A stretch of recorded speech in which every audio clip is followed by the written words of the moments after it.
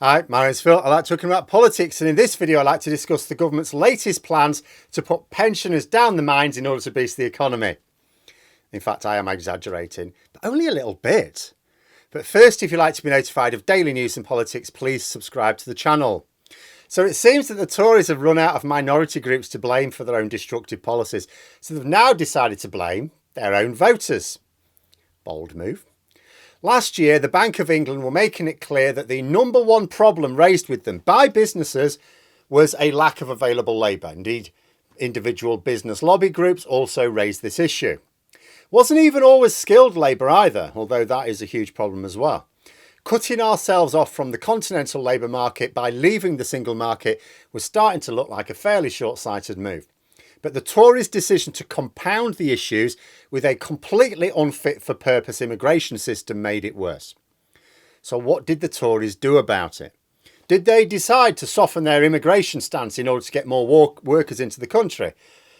A little bit, but that was not their main focus. They decided that the answer was from people already in the country. And it's like, yeah, but there's loads of vacancies. People already in the country want a job, will be doing those jobs. Oh no, we mean the people who've retired.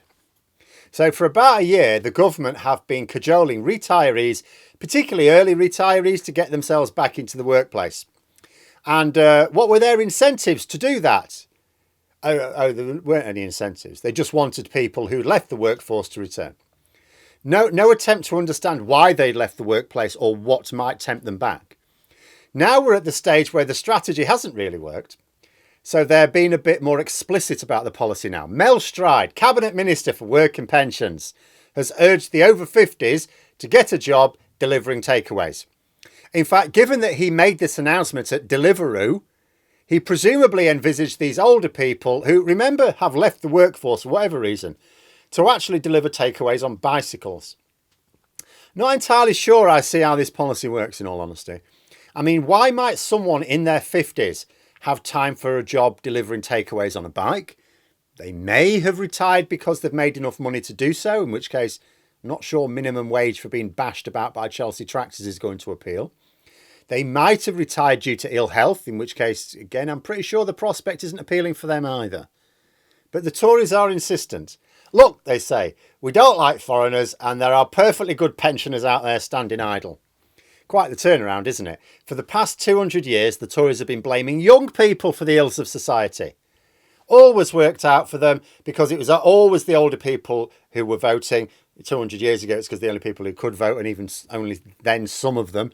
Nowadays, it's just because the older people just vote in larger numbers. So just blame the young. Everyone blames the young. Seriously, you can find examples in papers going back generations where older people just blame the feckless youth for being too soft or lacking graft.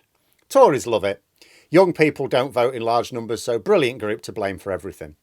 Now the Tories seem to be setting their sights on an age group which does vote in large numbers.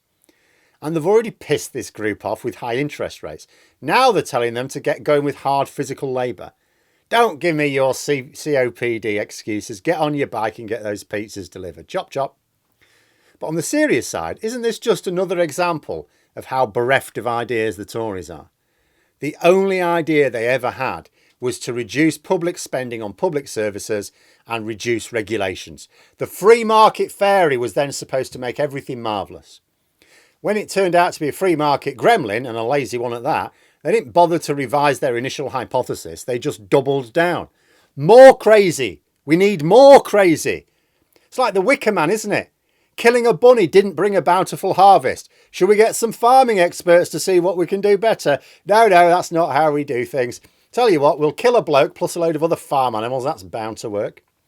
Because to be clear, although the Tories are loosening a few immigration controls a little, their main focus remains on persuading retirees to rejoin the workforce. This has been their main economic policy for a year now. Let that sink in for a moment. Because when you ask the government, when you ask any cabinet minister what the government are actually doing, what plan they've got to deal with the economy, the only thing they ever come out with is this: persuading people who've left the workforce to return. People who have some good reason for having left the workforce. And it's to persuade them to rejoin it with one of the least attractive jobs on the least attractive rate of pay. That's their plan A. Another reminder that we really are on the dregs of what was always a pretty shit government.